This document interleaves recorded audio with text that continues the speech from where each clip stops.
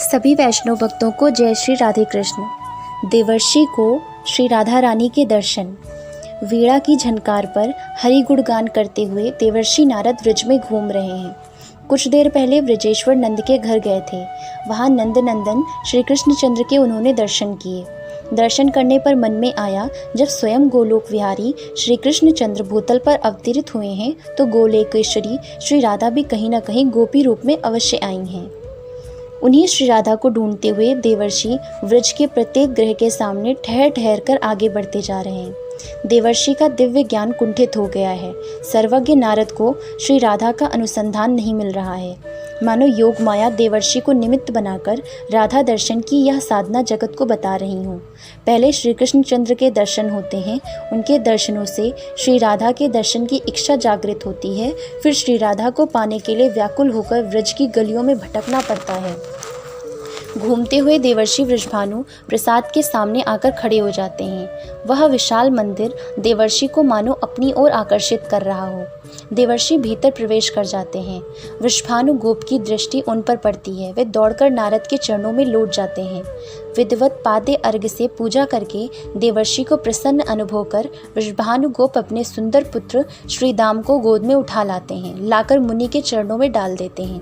बालक का स्पर्श होते ही मुनि के नेत्रों में स्नेह आश्रु भर आते हैं। उत्तरीय से अपनी आंखें पोंछकर वे हृदय से लगा लेते हैं तथा गदगद कंठ से बालक का भविष्य बतलाते हैं। वृषभानु, सुनो, तुम्हारा यह पुत्र नंद नंद का बलराम का प्रिय सखा होगा। तो क्या रासेश्वरी श्री राधा यहाँ भी नहीं है? वृषभानु, उन्हें तो लाया नहीं। यह सोचकर निराश से हुए देवर्षि चलने को उद्यत हुए। उसी समय वृषभानु ने कहा, भगवान, मेरी एक पुत्री है। सुंदर तो वह इतनी है मानो सौंदर्य की खानी कोई देव पत्नी इस रूप में उतर आई हो। पर आश्चर्य यह है कि वह अपनी आंखें सदा निमीलित रखती है। हम लोगों की बातें भी उसके कानों में प्रवेश नहीं करती। उन्मादिनी सी दिखती है। इसलिए हे भगवत उत्तम श्री कृष्ण चरणों में मेरी यह प्रार्थना है कि एक बार अपनी सुप्रसन्न दृष्टि से उस बालिका पर भी डालकर उसे प्रकृतिस्थ करें। आश्चर्य में भरे नारद वृषभानु के पीछे पीछे अंतःपुर में चले जाते हैं। जाकर देखा, स्वर्ण निर्मित सजीव सुंदरतम प्रतिमा सी एक बालिका भूमि पर लौट रही है। देखते ही नारद का धैर्य जाता रहा। अपने को वे किसी प्रकार भी संवरण ना कर सके। वे दौड़े तथा बालिका को उठाकर उन्होंने अंक में ले लिया। एक परम आनंद सिंधु की लहरें देवर्षि को लपेट लेती हैं। उनके प्राणों में अनुभूतपूर्व एक अद्भुत प्रेम का संचार हो जाता है। वे बालिका को क्रोध में उद्धारण किए मूर्छित हो जाते हैं। 2 घड़ी के लिए तो यह उनकी दशा है, मानो उनका शरीर एक शिलाखंड हो। 2 घड़ी के पश्चात जाकर कहीं ब्रह्म ज्ञान होता है तथा बालिका का अप्रतिम सौंदर्य निहार कर विस्मय की सीमा नहीं रहती। वे मनी मन सोचने लगते हैं, ओह, ऐसा सौंदर्य के दर्शन मुझे तो कभी नहीं हुए। मेरी अबाध गति है। सभी लोकों में स्वच्छंद विचरता हूँ। ब्रह्मलोक, रुद्रलोक, इंद्रलोक, इनमें कहीं भी इस शोभा सागर का एक बिंदु मैंने नहीं देखा। महामाया भगवती शैलेंद्र नंदिनी के दर्शन मैंने किए हैं। उनका सौंदर्य चराचर मोहन है, किंतु इतनी सुंदर तो वे भी नहीं। लक्ष्मी, सरस्वती, कांति, विद्या आदि सुंदरियां तो इस सौंदर्य पुंज की छाया भी नहीं छू पाती। विष्णु के हर विमोहन उस मोहिनी रूप को भी मैंने देखा है, पर इस अतुल रूप की तुलना में वह भी नहीं। बालिका को देखते ही श्री गोविंद चरणाम्बुज में मेरी जैसी प्रीति उमड़ी, वैसी आज तक कभी नहीं हुई। बस यही श्री राधा हैं। निश्चय ही यही श्री रासेश्वरी हैं। देवर्षि का अंतर हृदय आलोकित हो उठा। वृषभानु, कुछ क्षण के लिए तुम बाहर चले जाओ। बालिका के संबंध में मैं कुछ करना चाहता हूँ। गदगद कंठ से देवर्षि ने धीरे धीरे कहा। सरलमती वृषभानु देवर्षि को प्रणाम कर बाहर चले आए। एकांत पाकर नारद ने श्री राधा का स्तवन आरंभ किया। देवी, महायोगमयी, महाप्रभामयी, मायेश्वरी, मेरे महान सौभाग्य से न जाने किन अनंत शुभ कर्मों से रचित सौभाग्य का फल देने तुम मेरे दृष्टिपथ में उतर आई हो। देवी, ये तुम्हारा दिव्य अंग अत्यंत मोहन है। ओह, इन मधुर अंगों से माधुर्य का निर्झर झर रहा है। इस मधुरिमा का एक कण ही उस महाद्भुत रसानंद सिंधु का सृजन कर रहा है, जिसमें अनंत भक्त अनंत काल तक स्नान करते रहेंगे। देवी, तुम्हारे इन निमीलित नेत्रों से भी सुख की वर्षा हो रही है। वह सुख बरस रहा है जो नित्य नवीन है। मैं अनुभव कर रहा हूँ, तुम्हारे अंतर्देश में सुख का समुद्र लहरा रहा है। उसी की लहरें नेत्रों पर तुम्हारे इस प्रसन्न सौम्य मधुर मुखमंडल पर नाच रही हैं। देवर्षि की वाणी काँप रही है, पर स्तवन करते ही जा रहे हैं। देवी, तुम ही ब्रह्म हो, सच्चिदानंद ब्रह्म के सत अंश में स्थित संधिनी शक्ति की चरम परिणति, विशुद्ध सत्व तुम ही हो।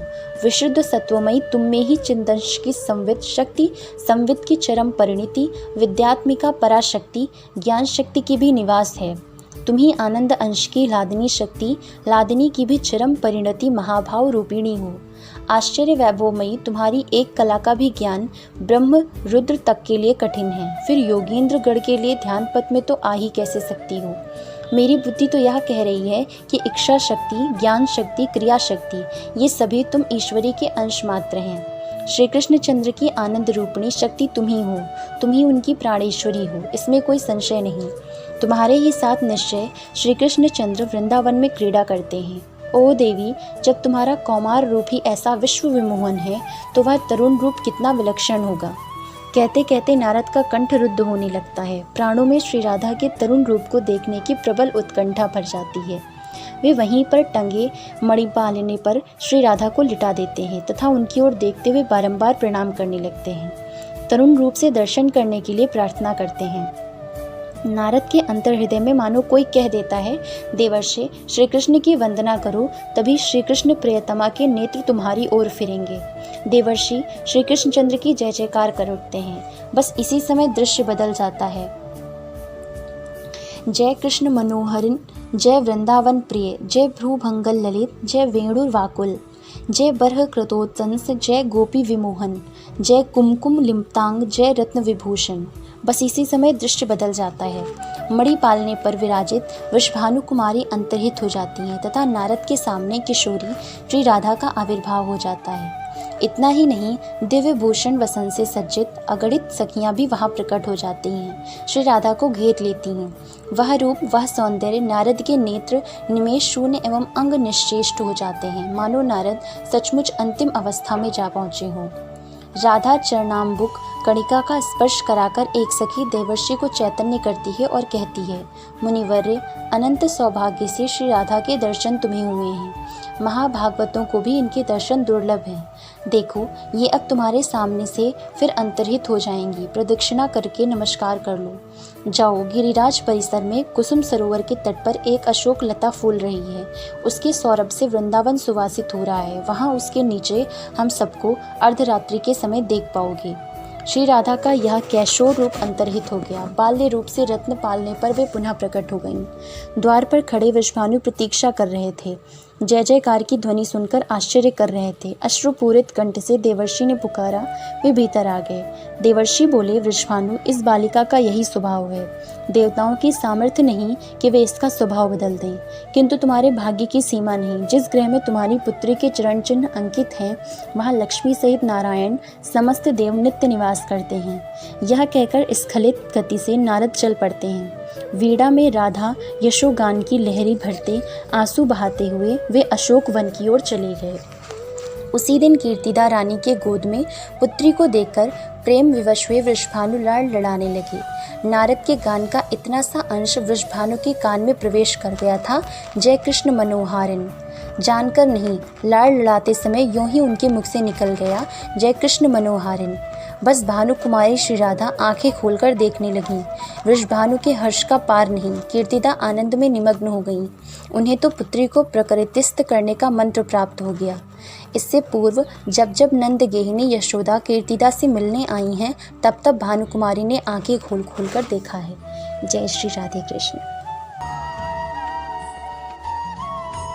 Like and subscribe the Kanha's Introvert Yogini and stay tuned for the next videos. Jai Shri Radhe Krishna.